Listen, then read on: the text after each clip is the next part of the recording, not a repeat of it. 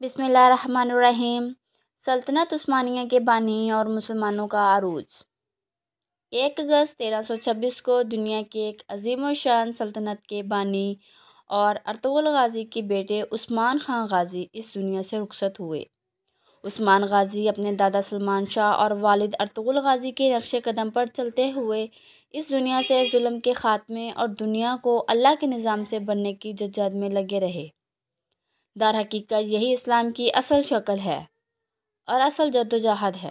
ہمارے نبی صلی اللہ علیہ وآلہ وسلم کی بھی پوری زندگی کی جدوجہد ظالمانہ نظام کو ختم کرنے کی ہی تھی۔ اس لیے آپ نے مکہ کے سرداروں سمیت کیسر و کسریٰ جیسی طاقتوں سے ٹکر لی تاکہ کافرانہ نظام کو ختم کر کے اس کی جگہ اللہ کا منصفانہ نظام کو لاگو کر سکی۔ قرآن میں اللہ فرماتے ہیں، ہم نے دین اسلام کو بھیجا ہی فرسودہ یعنی ظالمانہ نظام پر غالب کرنے کے لیے، اور بالکل اسی طریقے کو ارطغرل غازی اور ان کے بیٹے عثمان غازی نے اپنایا اور اللہ کے دین کو سلطنت عثمانیہ کی بنیاد رکھ کر غالب کیا۔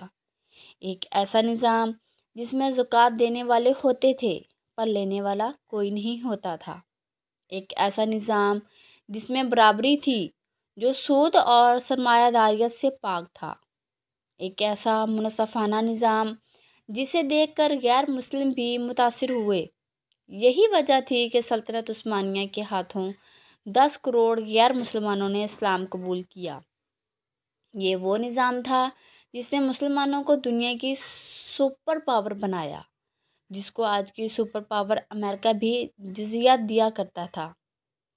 ایسا نظام میں ہی مسلمانوں نے طب اور سائنس کے شعبوں میں مہارت حاصل کی، جسے آج بھی یورپ سمیت پوری دنیا مانتی ہے۔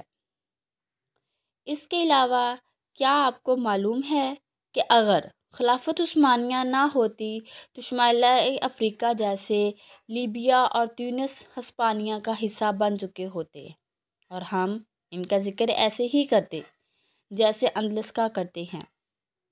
کیا آپ کو معلوم ہے خلافت عثمانیہ نے عالم اسلام پر 25 بڑے صلیبی حملوں کو پسپا کیا؟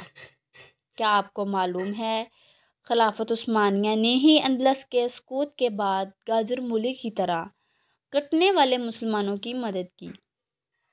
کیا آپ کو معلوم ہے خلافت عثمانیہ نے مندرجہ ذیل ملکوں کو فتح کر کے عالم اسلام میں شامل کیا؟ یوگوسلاویہ، ہنگری، پولینڈ، آدھے روس، بلغاریہ، مقدونیہ، رومانیہ، البانیہ، یونان، یوں خلافت 3 براعظموں میں پھیل گئی۔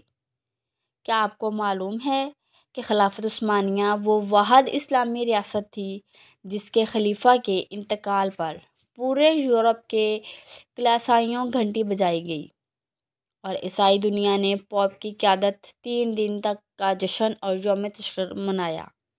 کیا آپ کو معلوم ہے کہ آخری بااختیار عثمانی خلیفہ نے فلسطین یہود کو دینے کی بجائے اپنے اقتدار قربان کیا اور کہا کہ اپنے جسم کا ٹکڑا کاٹنا مسلمانوں کی زمین کاٹ کر کسی کو دینے سے زیادہ آسان ہے۔